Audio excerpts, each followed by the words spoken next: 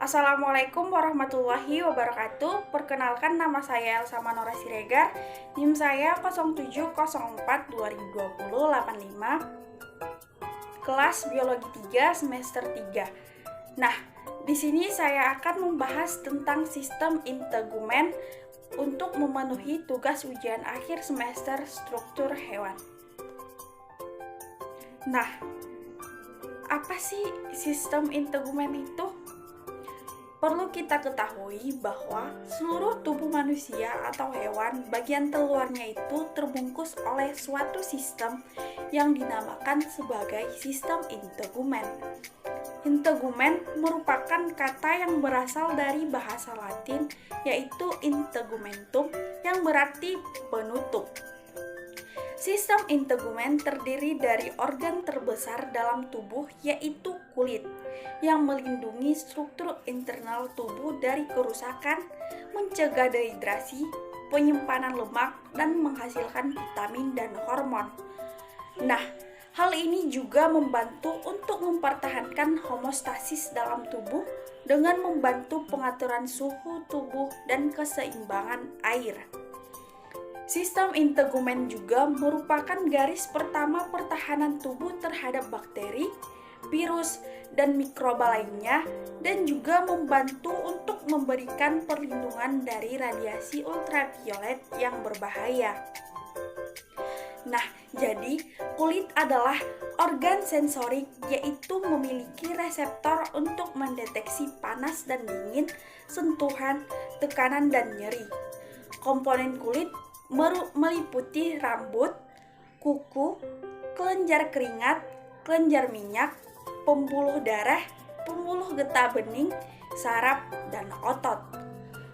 Kulit terdiri dari 3 lapisan, yaitu yang pertama lapisan jaringan epitel atau disebut juga epidermis, yang kedua lapisan jaringan ikat atau dermis, dan yang terakhir lapisan yang mendasari atau hipodermis.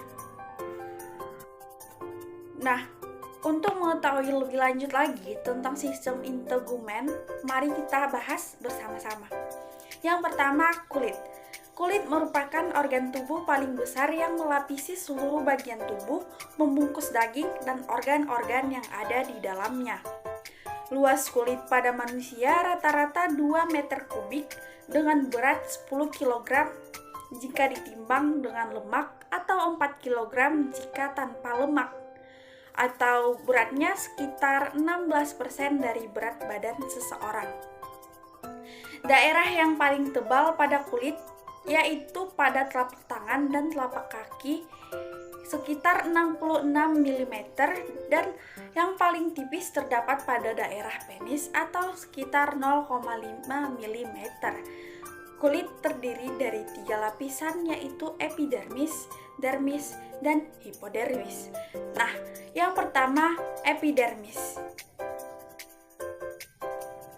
Nah, epidermis berasal dari ectoderm, terdiri dari beberapa lapis atau multilayer. Epidermis merupakan lapisan teratas pada kulit manusia dan memiliki tebal yang berbeda-beda, yaitu 400 sampai 600 mikrometer untuk kulit tebal pada telapak tangan dan telapak kaki, dan 75 sampai 150 mikrometer untuk kulit tipis selain telapak tangan dan telapak kaki. Epidermis dibedakan menjadi 5 lapisan kulit, yaitu yang pertama lapisan tanduk atau stratum corneum. Lapisan ini merupakan lapisan epidermis yang paling atas, yang menutupi semua lapisan epidermis lebih ke dalam. Lapisan tanduk terdiri atas beberapa lapis sel pipih, tidak memiliki inti, tidak mengalami proses metabolisme, tidak berwarna, dan sedikit mengandung air. Pada telapak tangan dan telapak kaki, jumlah baris keratinosit jauh lebih banyak. Mengapa? Karena di bagian ini lapisan tanduk jauh lebih tebal. Lapisan ini sebagian besar terdiri atas keratin, yaitu sejenis protein yang tidak larut dalam air dan sangat resisten terhadap bahan kimia. Lapisan ini dikenal dengan lapisan Horny, terdiri dari miliaran sel pipih yang mudah terlepas dan digantikan oleh sel yang baru setiap 4 minggu. Sel biasanya hanya 28 hari. Pada saat terlepas, kondisi kulit akan terasa sedikit kasar sampai muncul lapisan baru. Proses pembaruan lapisan tanduk terus berlangsung sepanjang hidup, menjadikan kulit ari memiliki kemampuan memperbaiki diri. Dengan bertambahnya usia, dapat menyebabkan proses keratinisasi berjalan lebih lambat. Nah, ketika usia mencapai sekitar 60 tahunan, maka proses keratinisasi membutuhkan waktu sekitar 45 hari sampai 50 hari. Akibatnya, lapisan tanduk yang sudah menjadi lebih kasar, lebih kering, lebih tebal akan timbul bercak-bercak putih karena melanositnya lambat bekerja dan penyebaran melaninya tidak lagi merata serta tidak lagi cepat digantikan oleh lapisan tanduk yang baru. Baik, selanjutnya lapisan bening atau stratum lucidum. Lapisan ini disebut juga sebagai lapisan barir, terletak tepat di bawah lapisan tanduk dan dianggap sebagai penyambung lapisan tanduk dengan lapisan berbutir. Lapisan bening terdiri dari protoplasma sel-sel jernih yang kecil-kecil, tipis, dan bersifat translucent sehingga dapat dilewati oleh sinar. Lapisan ini sangat tampak jelas pada telapak tangan dan telapak kaki. Proses keratinisasi bermula dari lapisan bening. Lapisan yang ketiga yaitu lapisan berbutir atau stratum granulosum, tersusun oleh sel-sel keratinosit berbentuk kumparan yang mengandung butir-butir di dalam protoplasmanya. Berbutir kasar dan berinti mengkerut. Lapisan ini tampak paling jelas pada kulit telapak tangan dan telapak kaki. Lapisan yang keempat yaitu lapisan bertajuk atau stratum spinosum. Lapisan ini disebut juga sebagai lapisan Malpighi, yang terdiri atas sel-sel yang saling berhubungan dengan perantaraan jembatan protoplasma yang berbentuk kubus. Jika sel-sel lapisan saling berpasan, maka seakan-akan selnya bertajuk. Setiap sel berisi filamen-filamen kecil yang terdiri atas serabut protein. Sel-sel pada lapisan taju normal tersusun menjadi beberapa baris. Sel bentuk selnya berkisar antara bulat ke bersudut banyak atau poligonal, dan makin ke arah permukaan kulit, makin besar ukurannya. Di antara sel-sel taju, terdapat celah antara sel halus yang berguna untuk peredaran cairan jaringan ekstraseluler dan pengantaran butir-butir melanin. Sel-sel di bagian lapis taju yang lebih dalam, banyak yang berada dalam salah satu tahap mitosis. Kesatuan lapisan taju mempunyai susunan kimiawi yang khas, yaitu inti-inti sel dalam bagian basal lapis taju mengandung kolesterol dan asam amino. Baik, lapisan yang terakhir adalah lapisan benih atau stratum basal. Lapisan ini merupakan lapisan terbawah dari epidermis dan dibentuk oleh satu baris sel torak dengan kedudukannya tegak lurus terhadap permukaan dermis. Alas dari sel torak ini bergerigi dan bersatu dengan lamina basalis di bawahnya. Nah, apa sih lamina basalis itu? Lamina basalis adalah struktur halus yang membatasi epidermis dengan dermis. Nah, pengaruh lamina basalis cukup besar terhadap pengaturan metabolisme demo-epidermal dan fungsi-fungsi vital pada kulit. Di dalam lapisan ini, sel-sel epidermis bertambah banyak melalui mitosis dan sel-sel tadi bergeser ke lapisan-lapisan lebih atas. Nah, akhirnya menjadi sel tanduk. Di dalam lapisan benih terdapat pula sel-sel bening atau clear cell, melanoblast atau melanosit, atau pembuat pigmen melanin kulit. Selain sel-sel epitel, epidermis juga tersusun atas lapisan melanosit, sel Langerhans, sel Merkel, dan keratinosit. Melanosit adalah sel yang menghasilkan melanin melalui proses melagenesis. Melanosit atau sel pigmen terdapat di bagian dasar epidermis. Melanosit menyintesis dan mengeluarkan melanin sebagai respon terhadap rangsangan hormon hipofisis anterior. Melanosit merupakan sel-sel khusus epidermis yang terutama terlibat dalam produksi pigmen melanin yang mewarnai kulit dan rambut. Nah, semakin banyak melanin, maka semakin gelap warnanya. Sebagian besar orang yang berkulit gelap dan bagian-bagian kulit yang berwarna gelap pada orang yang berkulit cerah, misalnya putih susu, mengandung pigmen dalam jumlah yang lebih banyak.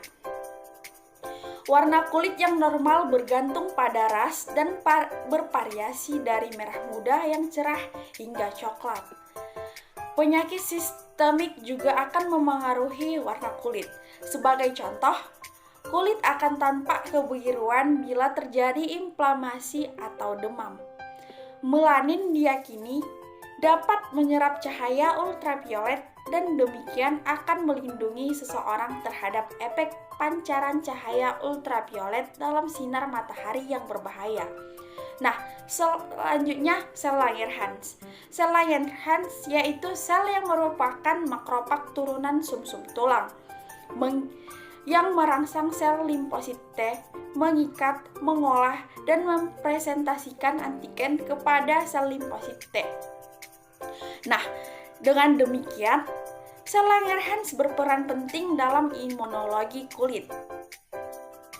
Nah, selanjutnya sel Langerhans.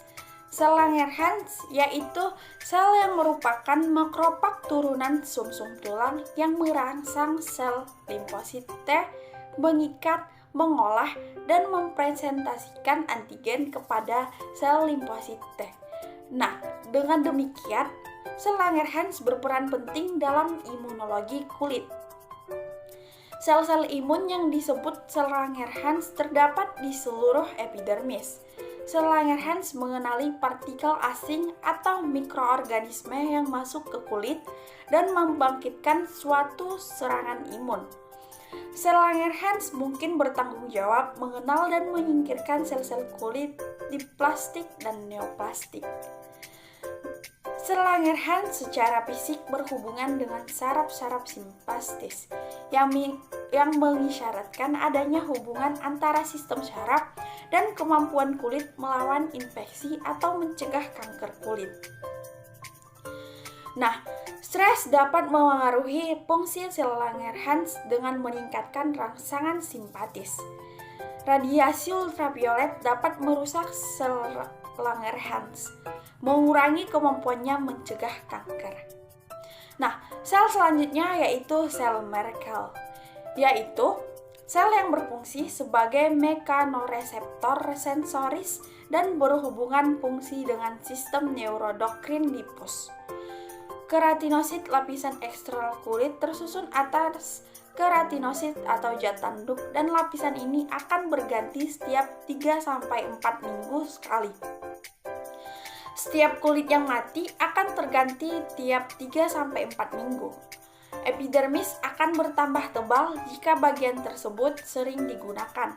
Persambungan antara epidermis dan dermis disebut dengan red ridge yang berfungsi sebagai tempat pertukaran nutrisi yang esensial dan terdapat kerutan yang disebut fingerprints.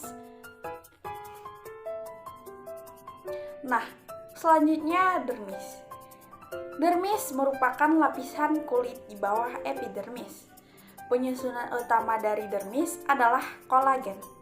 Dermis membentuk bagian terbesar kulit dengan memberikan kekuatan dan struktur pada kulit, yang memiliki ketebalan bervariasi bergantung pada daerah tubuh, dan mencapai maksimum 4 mm di daerah panggung.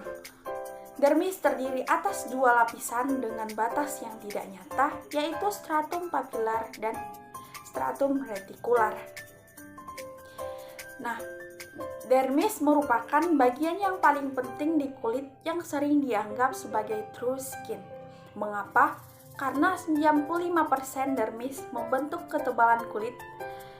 Nah, jadi pada dasarnya dermis terdiri atas sekumpulan serat-serat elastis yang dapat membuat kulit berkerut akan kembali ke bentuk semula. Dan serat protein ini yang disebut sebagai kolagen.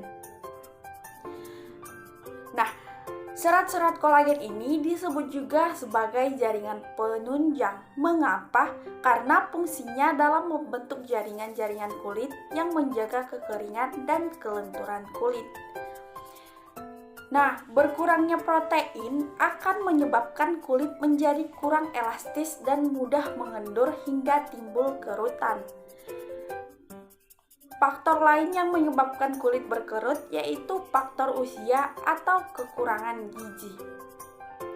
Nah, perlu kita perhatikan bahwa luka yang terjadi di kulit jangat dapat menimbulkan cacat permanen. Hal ini disebabkan kulit jangat tidak memiliki kemampuan memperbaiki diri sendiri seperti yang dilakukan kulit ari. Di dalam lapisan kulit jangat terdapat dua macam kelenjar, yaitu yang pertama kelenjar keringat atau sudirifora dan yang kedua kelenjar parit atau sebasea yang akan dibahas selanjutnya. Baik, kelenjar yang pertama kelenjar keringat atau sudirifera. Kelenjar keringat ini terdiri dari fundus dan duet. Duet yaitu saluran semacam pipa yang bermuara pada permukaan kulit yang membentuk pori-pori keringat. Semua bagian tubuh kita atau hewan dilengkapi dengan kelenjar keringat dan lebih banyak terdapat di permukaan telapak tangan, telapak kaki, kening, dan di bawah ketiak. Kelenjar keringat mengatur suhu badan dan membantu membuang sisa-sisa pencernaan dari tubuh. Nah, yang paling utamanya itu kegiatan yang dirangsang oleh panas, latihan jasmani, emosi, dan obat-obat tertentu. Nah, ada dua jenis kelenjar keringat, yaitu kelenjar keringat ekrin dan apokrin. Apa sih kelenjar ekrin dan apokrin ini? Nah, kelenjar keringat ekrin yaitu menyekresi cairan jernih, yaitu keringat yang mengandung 95-97 air dan mengandung beberapa mineral seperti garam, sodium klorida, granula minyak, glucida, dan sampingan dari metabolisme seluler. Kelenjar keringat ini terdapat di seluruh kulit, mulai dari telapak tangan dan telapak kaki sampai ke kulit kepala. Jumlahnya di seluruh badan sekitar 2 juta dan menghasilkan 14 liter keringat dalam waktu 24 jam pada orang dewasa. Nah, bentuk kelenjar keringat ekrin langsing, bergulung-gulung, dan salurannya bermuara langsung pada permukaan kulit yang tidak ada rambutnya. Selanjutnya, kelenjar keringat apokrin. Kelenjar keringat apokrin hanya terdapat di daerah ketiak, puting susu, pusar, daerah kelamin, dan daerah sekitar dubur, yang menghasilkan cairan yang agak kental, berwarna keputih-putihan, serta berbau khas pada setiap orang. Sel kelenjar ini mudah rusak dan sifatnya alkali, sehingga dapat menimbulkan bau. Muaranya berdekatan dengan muara kelenjar sebasea pada saluran folikel rambut.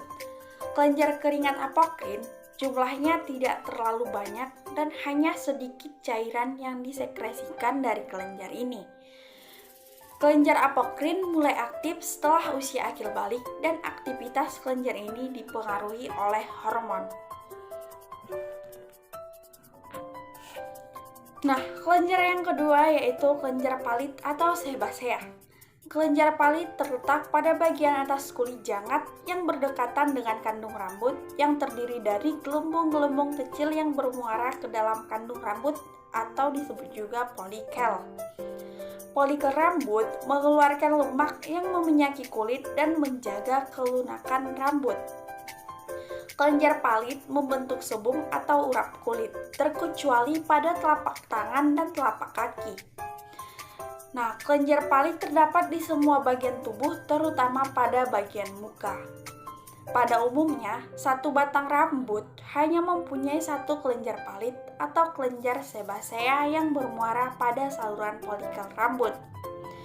Pada kulit kepala, kelenjar palit atau kelenjar sebasea menghasilkan minyak untuk melumasi rambut dan kulit kepala. Pada kebotakan orang dewasa ditemukan bahwa kelenjar palit atau kelenjar sebaseanya itu membesar, sedangkan folikel rambutnya itu mengecil. Pada kulit badan, termasuk pada bagian wajah, jika produksi minyak dari kelenjar palit ini berlebihan, maka kulit wajah akan lebih berminyak, sehingga memudahkan timbulnya berjerawat. Nah, lapisan kulit yang terakhir yang akan kita bahas yaitu hipodermis. Jadi, lapisan hipodermis ini mengandung jaringan lemak, pembuluh darah, dan limfe, saraf-saraf yang berjalan sejajar dengan permukaan kulit. Cabang-cabang dari pembuluh dan saraf-saraf ini akan menuju lapisan kulit jangat. Jaringan ikat di bawah kulit ini berfungsi sebagai bantalan atau penyangga benturan bagi organ-organ yang ada di dalam tubuh, dan juga membentuk kontur tubuh dan sebagai cadangan makanan. Ketebalan dan kedalaman jaringan lemak bervariasi sepanjang kontur tubuh. Paling tebal di daerah pantat dan yang paling tipis itu terdapat di kelopak mata. Nah, jika usia menjadi tua, kinerja limfosit dalam jaringan ikat di bawah kulit juga akan menurun.